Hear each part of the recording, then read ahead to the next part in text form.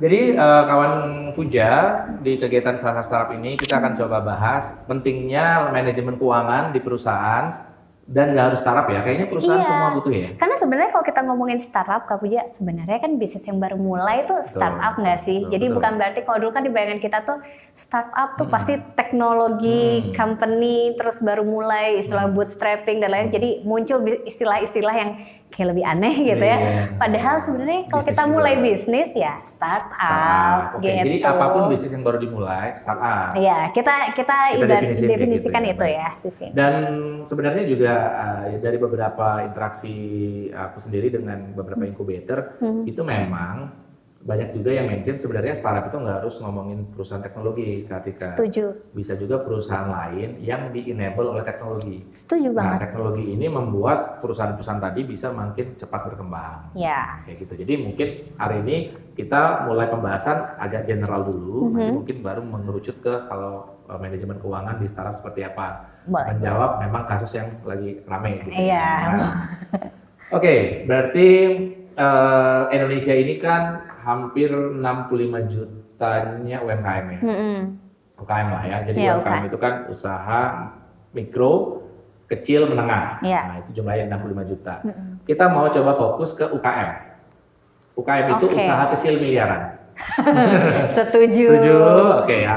Usaha kecil miliaran ini cukup banyak sih jumlahnya. Jadi kalau mikro itu mungkin sebenarnya yang mendominasi. Iya. Kalau mikro itu tebakanku mungkin 60-an juta, 64 juta something. Tapi kan dia circle perputarannya sangat kecil ya gitu. Jadi kalau misalnya dilihat ya dibandingin omset yang small, yang kecil ini ya jauh sih sebenarnya mikro. Oke. Kita coba bahas yang UKM, usaha kecil miliaran. Hubungannya dengan negara adalah usaha yang pendapatannya di bawah 4,8 miliar, itu perpajakannya beda sama yang di atas. Itu kalau nggak salah 0,5%. Iya, tapi itu cuma berlaku beberapa tahun ya. Betul, setelah itu kan dia harus naik. Nah, jadi kita coba yang bahas UKM dulu nih ya. Gimana sih caranya kita bikin bisnis yang levelnya UKM, miliaran tadi, tapi secara manajemen keuangannya bagus. Nah, pertanyaanku adalah kalau kita, misalkan aku refleksi ya ke bisnis ya, itu kan dari 2022 aku lagi bikin bisnis tentang edukasi ya, namanya Akademi.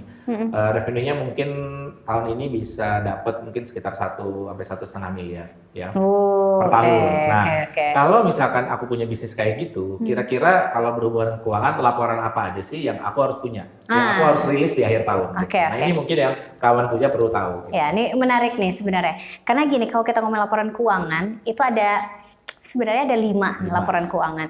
Tapi pada dasarnya 3 tuh yang paling basic lah. Sesuai dong. Ya dong. 3, jangan lupa pilih 3. Paling dasarnya tuh 3. Jadi 3 laporan dasar. 3 laporan dasar. Yang pertama tuh pasti pengen tahu untung atau enggak, ya kan? Itu kita omongin di laporan laba rugi. Laporan laba rugi untuk mengetahui laba atau rugi. Iya. Deskriptif. Ya, jelas ya namanya apa adanya. Terus kita juga harus tahu aset kita bertumbuh atau enggak, gitu kan, modal kita berapa, itu ada di neraca. Karena dia tuh membandingin tuh nanti aset yang kita punya sama modal yang kita keluarin, entah itu dari modal kita sendiri atau kita dari hutang gitu ya. Itu namanya neraca. Jadi kita bakal cari balance-nya ada di mana gitu. Terus yang ketiga itu arus kas, laporan arus kas. Cash flow. Karena kan kalau di laporan laba rugi kita cuma tahu dia ada laba atau ada rugi. Betul. Neraca kita ngelihat asetnya. Tapi kalau misalnya ada yang nyicil gimana? Maksudnya ada customer kita yang nyicil nih pembayarannya. Uangnya udah kita terima atau belum? Di laba rugi nggak kelihatan, di neraca ada tapi nggak kelihatan, tahu nih, nggak jelas nih waktunya. Arus kas tuh benar-benar ngeliatin cash in, cash out. Nah, jadi kalau kita ngomongin laba rugi ya, sebenarnya kapan sih kita nge-record itu tuh sebagai pemasukan? Apakah pada saat memang proposal kita agree dari customer ngeluarin PO itu udah kita anggap sebagai revenue, atau memang nunggu bener-bener duitnya masuk? Kan kalau nggak salah ada 2 tipe tuh, ada yang accrual. Itu sebenarnya secara akuntansi kita kebagi 2, ada cash basis, ada accrual basis. Kalau pencatatan secara accounting itu pasti accrual. Jadi tadi gitu ada invoice itu langsung dicatatin. Kenapa? Nanti ada istilahnya account payable, ada account itu bakal ngaruhnya ke sana. Mana yang lebih bagus sih sebenarnya, accrual atau cash? Accrual. Jadi nanti udah align ya semuanya gitu. Kita mau di audit atau tadi ngomongin pajak ya di awal, itu juga jadinya bakal lebih jelas. Karena kalau pajak kan sebenarnya kita bayarkan untuk manfaat yang kita terima. Betul. Lah ini uangnya belum kita terima dari customer. Iya benar. Ya enggak. Nanti boncos kita dong bayar. Sering. Iya kan kayak gitu. Nah, ketika berarti kalau kita mau bikin laporan keuangan, ini kan tadi diajarin ya. Nah, sebenarnya kita lebih mending manual atau pakai software sih kalau bikin laporan keuangan? Tadi kayaknya aku belum jelasin sampai ini nih, karena kalau kita memang manual, tapi kan buat dapetin logic behind. Karena kan harapannya ya nanti pada saat jadi pengusaha atau yang join the industry, tahu dong cara bacanya biar nggak blank-blank banget lah gitu kan. Tapi sebenarnya banyak banget aplikasi-aplikasi di luar sana yang sangat membantu gitu. Ada aplikasi yang kita masih harus masukin, jadi masih harus paham tuh debit kreditnya gitu ya, masih harus tahu itu. Ada yang bahkan kita tinggal foto Kak. Foto apanya nih? Foto invoice. Wow. Jadi tinggal pakai AI dong? Iya, nah jadi sebenarnya bakal sangat membantu ya sebenarnya. Aman ya, berarti Al Academy bisa.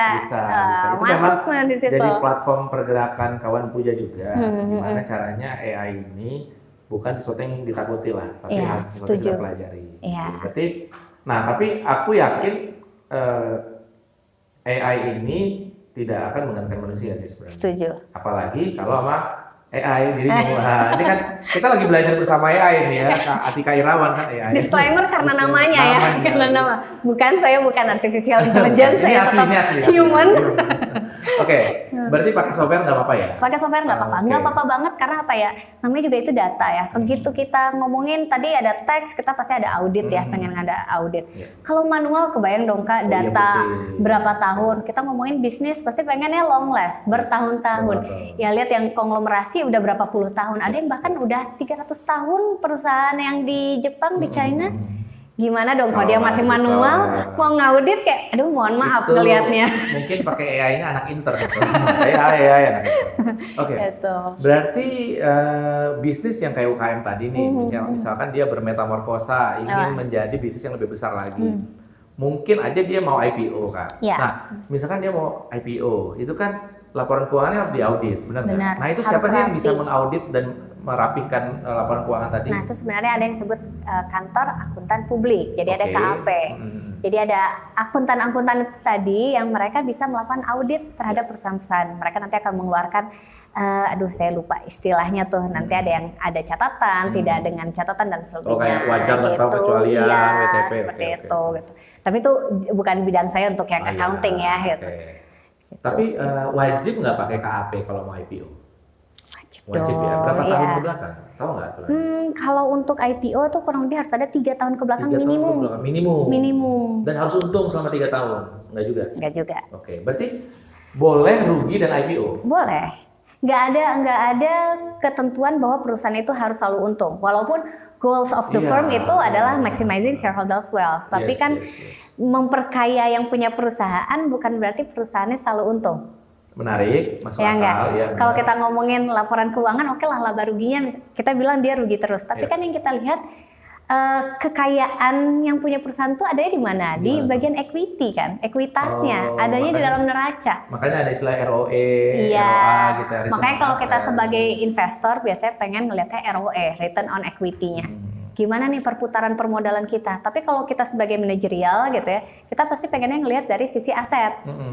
Pengen ngelihatnya dari ROA, return on asetnya. Gitu. Berarti kalau kamu ngelihatnya ROE itu berapa X nih? Soalnya gini, kalau kita ngomongin teknologi startup tuh pengennya kan 10X gitu. Jadi tiap dia dapat guyuran investasi, misalkan Series A itu let's say 1 sampai 5 juta dolar. Nah, dia berharap tuh returnnya tuh berapa kali sih biasanya kayak gitu? Nah itu tergantung industri memang. Jadi ada yang beda-beda. Ada yang 1 kali, ada yang bahkan 5 kali atau ya tadi bahkan ada yang lebih. Kalau startup tuh biasanya 10 kali mintanya. Nah dalam itu dia tiap tuh. Tahun gitu. Yes. Nah ini yang agak khawatir ya. Kalau misalkan sebuah perusahaan mendapatkan investasi, dorongan dari shareholders adalah ingin cepat growth-nya. Nah ini kan bisa memunculkan praktik-praktik yang kurang baik ya. Benar. Lagi rame nih kemarin ya kan, nggak jauh-jauh lah dari kita sebenarnya. Nah, sebenarnya menurut Kak Atika dari orang yang melihat dari kacamata objektif ya, kan Kak Atika nggak di dalam dong. Enggak dong. Nah, sebagai expert lah aku boleh bilang ya kan. Menurut Kak Atika apa sih yang ada pendapat nggak terkait kejadian yang lagi ramai kemarin? Apa kita harus sebut loh ya? Aku rasa teman-teman udah tahu. Gitu. Dari point of view-mu. Sebenarnya kan tadi menarik ya, ke Puja bilang ada dorongan dari investor. Jadi ada dorongan dari si stakeholder sendiri kan. Nah itu yang at some point tuh bakal ngedorong adanya bubbling. Nah, gimana tuh bubbling maksudnya dalam artian ya mau nggak mau perusahaan akan berusaha nge-push gimana pun caranya. Nah, kadang ada ethical concern dong jadinya gitu. Nah, di saat menghadapi dua pilihan. Ya mungkin bisa dua atau lebih sebenarnya ya pilihannya, jalan mana yang dipilih kan. Nah itu ya mungkin tergantung gimana sebagai owner ya melihatnya. Kalau ya kita ngomongin perusahaan kan, ownershipnya tuh mau dibawanya ke mana nih gitu. Itu hanya terjadi di teknologi startup atau perusahaan yang biasa juga mungkin? Retail pun juga terjadi, menghadapi semua bisnis. Jadi selama kita punya guyuran investasi, stakeholders yang baru pasti punya ekspektasi. Aku mungkin nggak mau bilangnya guyuran investasi ya, karena maksudnya gini, kalau guyuran investasi kan seakan-akan tadi ya kata Kak Puja udah dapat funding, series A, B, C dan seterusnya gitu. Tapi kalau kita pun nggak ngomongin fundraising gitu ya.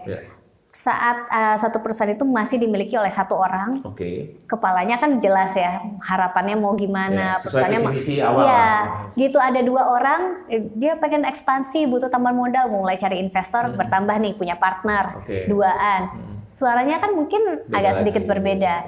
Kebayang kalau dia makin besar ya, kalau kita ngandelinnya perputaran bisnis aja, bootstrapping, free cash flow aja, bootstrapping terus mau berapa lama gedein perusahaannya. Nah, berarti ada opsi apa aja sih untuk mendapatkan pendanaan? Pasti investasi bukan satu-satunya dong. Bukan satu-satunya. Ada apa aja opsinya? Kita bisa berhutang salah satunya.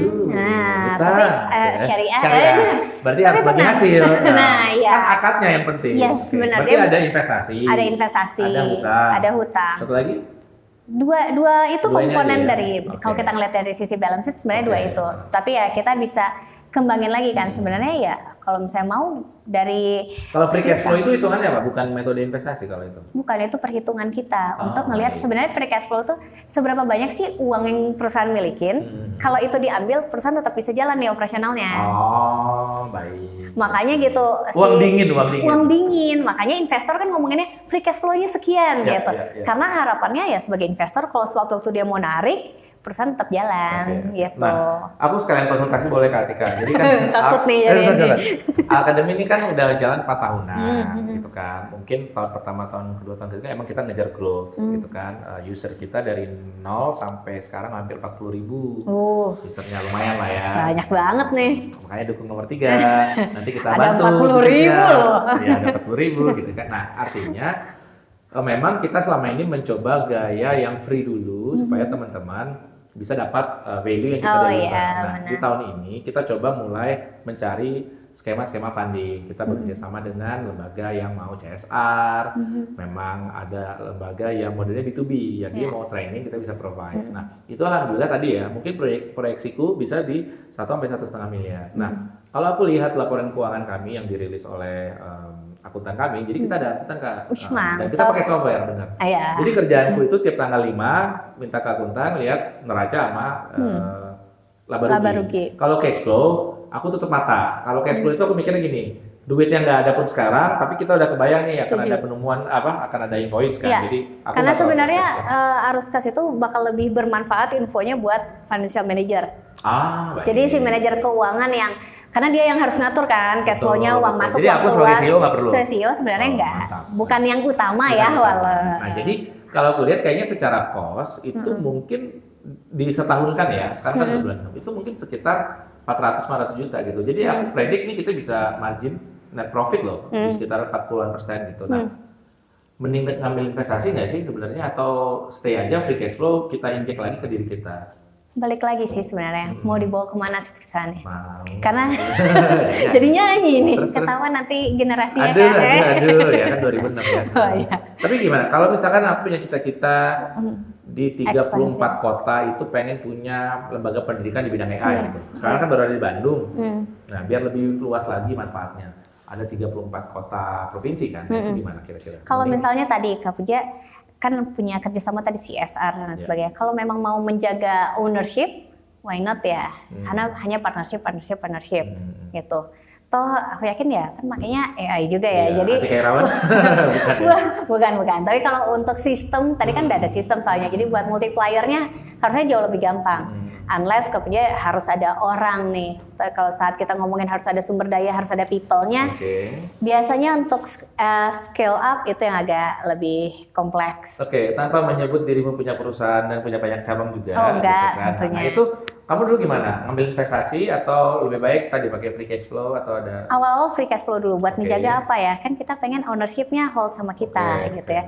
Karena kalau misalnya kita tadi gitu udah ada 2-3 orang atau lebih, banyak pikiran. Yang ini pengen apa, yang itu pengen apa gitu. Yang ini udah pengen santai gitu kan. Yang satu masih pengen ngejar terus. Nah, itu kan iya, jadi di awal sih masih bootstrapping lah ya tadi gitu, masih puterin terus dari free cash flow.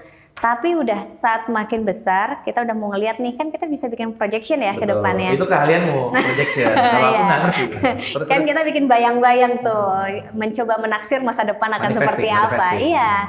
Nah di keuangan kan kita jadi bisa tahu berarti kita butuh dana seberapa besar. Mungkin nggak dari bootstrapping tadi. Mungkin nggak waktu itu nggak. Kalau nggak berarti apa yang harus kita lakukan? Utang atau investasi tadi. Nah itu kalau ngutang resikonya ada gitu kan ya, namanya juga utang ya. Kalau misalnya prediksi kita tidak sesuai itu bisa memakan kita lagi.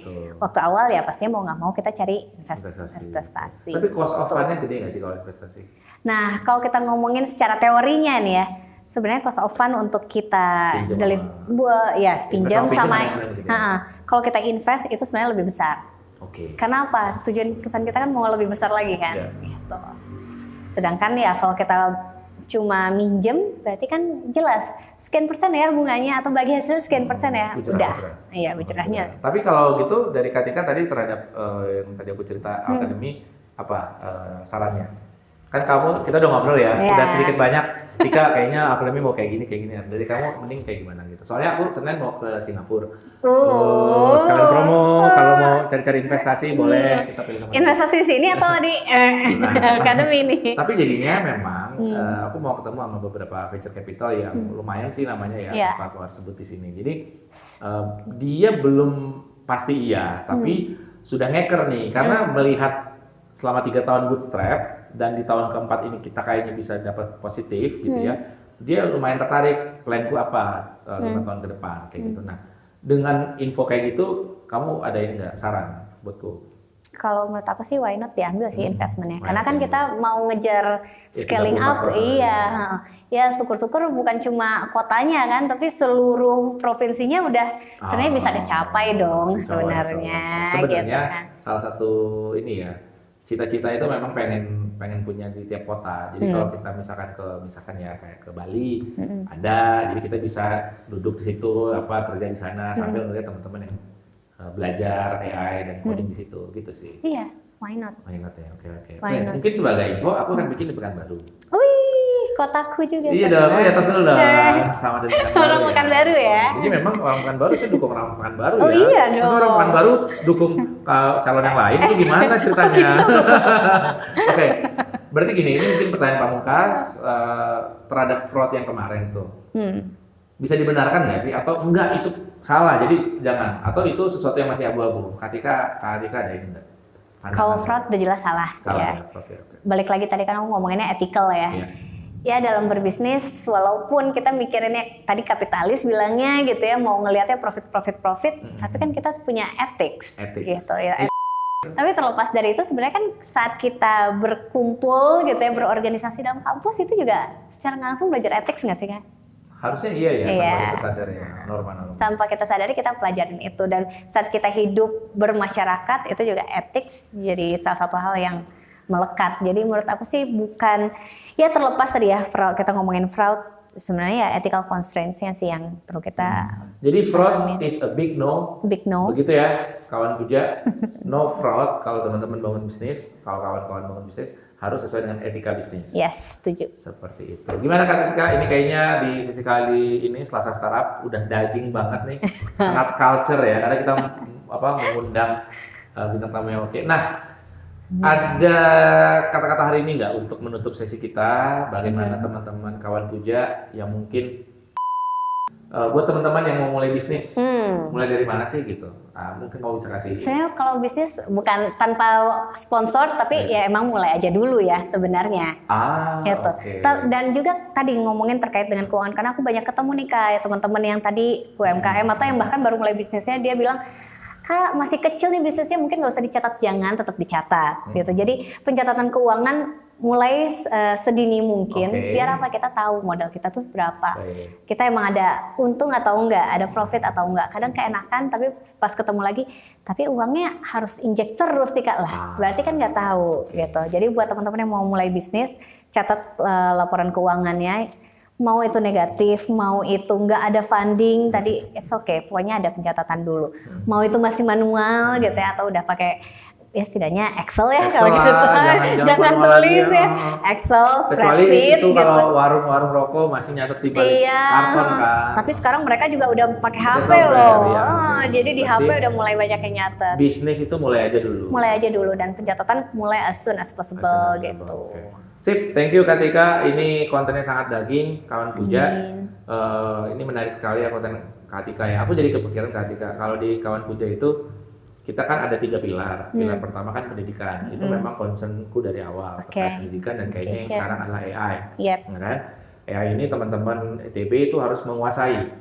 Dan tidak hanya anak IT loh. Iya. Jadi aku juga pakai AI. Benar.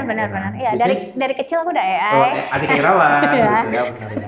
Dan teman-teman kameramen yang ini pasti yang media juga kan bikin skrip, bikin artikel udah bisa pakai AI. Jadi AI ini menurutku sangat-sangat horizontal dia, multisektor. Makanya pilar pertamanya kan di pendidikan. Nah, pilar yang kedua ini menarik sebenarnya.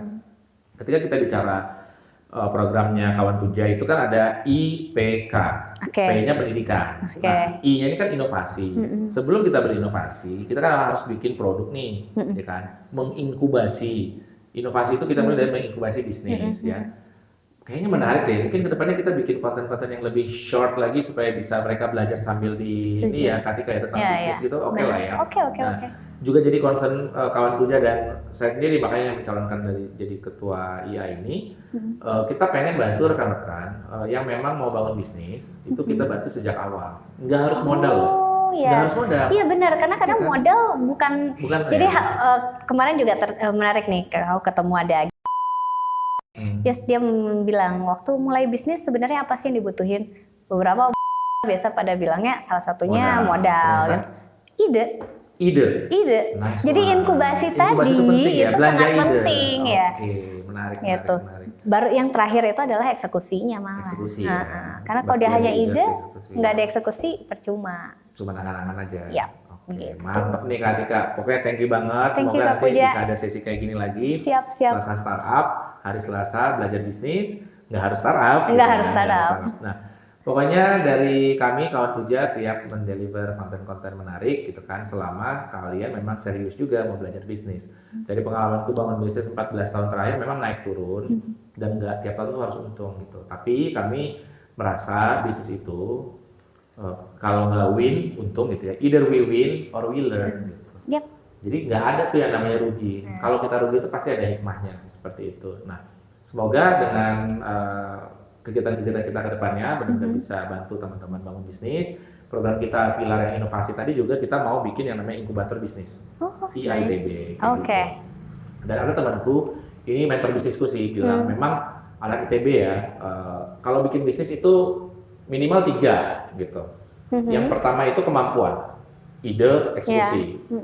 Yang kedua itu jejaring, koneksi gitu. Nah, yang ketiga baru modal uang. Jadi modal tuh last terakhir, gitu ya. Jadi ingat ya, untuk bangun bisnis yang sukses itu butuh 3. Makanya pilih nomor 3, Puja Pramudia, gitu kan. Ya. 3 itu apa? Kalian punya ide, kalian punya kemampuan, kalian punya jejaring. Makanya kita berkegiatan. Ini mungkin jadi penting kan, karena makin relevan. Dan yang ketiga baru uang. Dan uang pun harusnya mungkin nggak perlu besar ya. Di awal. Benar. Aku tuh bikin bisnis software house itu 2011. Itu sama teman-temanku hanya modal 1 meja 2 kursi. Karena kami berdua, satu lagi remote dari Bali. Jadi benar-benar itu anak ITB semua, anak informatika 2006 juga. Mejanya pun sumbangan dari ibunya temanku dari Depok. Itu dibawa pakai mobil pickup lewat Jonggol. Itu akhirnya kita beli kursi 2 di Malabar. Gitu. Jadi modalnya tuh benar-benar 2 kursi sama isi otak. Oh ya, ini loh yang mahal soalnya. Dan proyek pertamanya dari teman di TB. Nah, itu jejaring lagi sebenarnya. Makanya teman-teman harus mau join di Ikatan Alumni karena kita nggak akan pernah sangka-sangka rezeki kita dapat dari teman yang mana, yang ngebukain dari kenalan yang mana. Buka silaturahmi juga. Benar kan? Katanya bersilaturahmi buka pintu rezeki. Yap, gitu. setuju. Seperti itu teman-teman. Terima kasih sudah join di tema Selasa Startup tentang manajemen finansial, tentang keuangan. Kita akan jumpa lagi di episode Selasa Startup berikutnya, masih bersama saya dan mungkin Kak Atika mau datang lagi, kita tunggu aja. Kita lihat. Sampai jumpa dan Assalamualaikum.